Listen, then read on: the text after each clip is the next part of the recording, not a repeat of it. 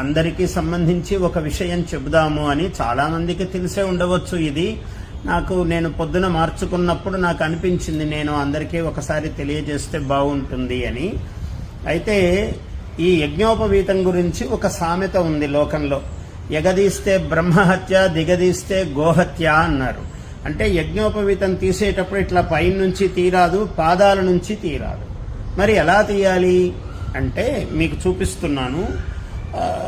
ఉపవీతం చిన్నతంతుం జీర్ణం కశ్మల దూషితం విసృజామి పునర్బ్రహ్మన్ వర్చో దీర్ఘాయురస్తుమే అని మంత్రం చెప్పిన తర్వాత ఇగో ఇలా పట్టుకోవాలి. ఈ 3 వేళ్లతో దూరంగా ముందు దండలాగా వేసుకుని తీయవలసిన పాత యజ్ఞోపవీతం ఇలా వేసుకుని ఒకసారి ఇలా 1, మళ్ళీ 2, ఇలా 3వసారి ఇలా అన్న తర్వాత ఇప్పుడు దీన్ని ఇలా వేసుకుంటే ఇది ఇలా వస్తుంది సులభంగా.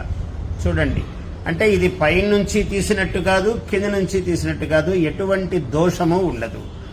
యువకులకు, ఆసక్తి కలిగినటువంటి వాళ్ళందరి కోసము ఇది తెలియజేస్తున్నాను. జయోస్తు. ఆశీర్వచనం.